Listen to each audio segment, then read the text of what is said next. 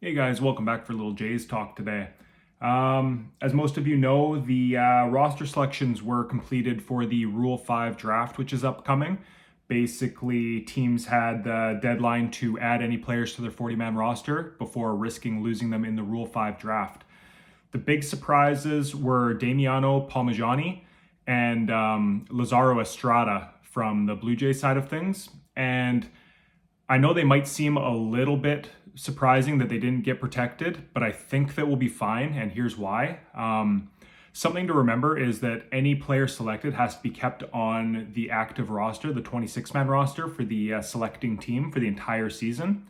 And specifically in the case of Palmegiani, I don't think he's shown enough at all to be picked up. I'm not worried about losing him in the slightest, or if we do somehow lose him, he'll likely be returned at some point because I don't see him playing a full season with an MLB club.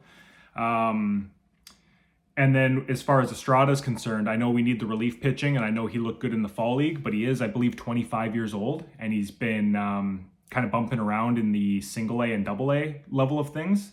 And like I say, he did look good at the Arizona Fall League, but incredibly short sample size, and being 25 years old, I'm not sure that that's going to raise a lot of eyebrows.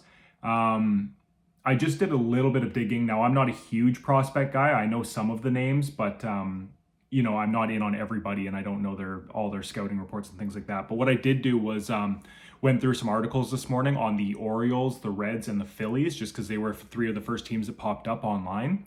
And if you Google who got left off 40-man rosters or like surprising omissions or anything like that, every team has a handful. So it's not just Jays fans that are sitting there going, oh, wow, we might lose Estrada. This is horrendous. You go to like the Orioles and it's like, oh, 4 top prospects left off the 40-man. You go to the Phillies, oh, 6 surprising people left off the 40-man. Like even the Reds have a handful. So it's definitely not just a Jays thing. I think every single team has some guys they wish they could protect, but that's just the nature and the purpose behind the Rule 5 draft is, you've got more depth than you can fit on your 40-man. So basically, if another team sees more talent in them, they can take a shot and give them the major league opportunity, and that's what it's designed for. But we're definitely not on our own when it comes to having a couple of names left off our 40-man that we're uncomfortable with.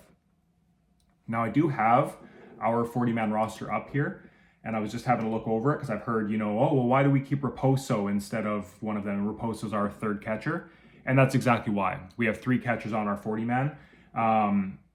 And trying to act like we have a better grasp on the 40-man situation, both with the Blue Jays and the other teams around the league than our own management do, is a little bit arrogant, I think. Like, to think that, myself or you or anybody that's on, Twitter or X has a better grasp on this than the people that do it for a living is a little bit bold. So I've got to believe there's a reason for the omissions, and there's, it's not as simple as, well, why didn't we just drop Raposo and add Estrada? Like, I think if they're getting another catcher, Raposo will be off of it, and they're already kind of accounting for that. Same with some of the pitchers, like, a Zach Pop or Brett DeGoose or Hagen Danner even. I think Hagen Danner might make the team this year, actually. He had a very strong season. But, any of those guys that are kind of fringy, like Tommy Nance even, Michael Peterson that we picked up, I think they're okay with carrying them now, but I would imagine they've already got a plan for, who's first to drop, who's second to drop, who's third to drop kind of thing when trades, signings, all of that stuff start to come through, and like who can be DFA'd.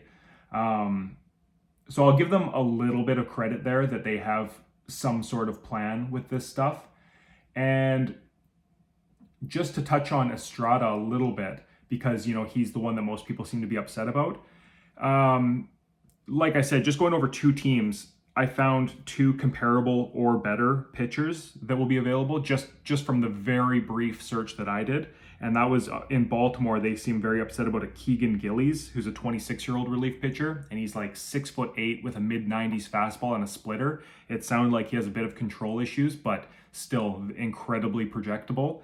So, just that's one team. And then on the next team, it was Iverson Castellano, and I believe that was the Phillies pick. And he's a 23-year-old that went up to Double A, and in Double A he had 40 innings pitched with 50 strikeouts and like a 3.7 ERA. Again, as a 23-year-old in Double A.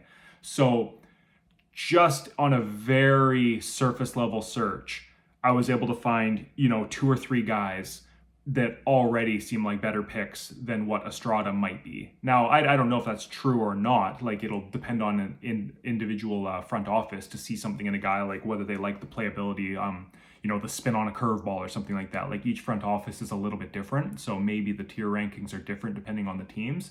But my point with that is, you don't need to look very far to see comparable players to Estrada, and definitely comparable players to Palmegiani that are available. So first of all, I think our players will be safe, but if they're not, I have to believe some of these deeper systems around there, like the Orioles, like the Phillies, we're basically the worst in baseball, so almost every team is going to have a deeper system than us.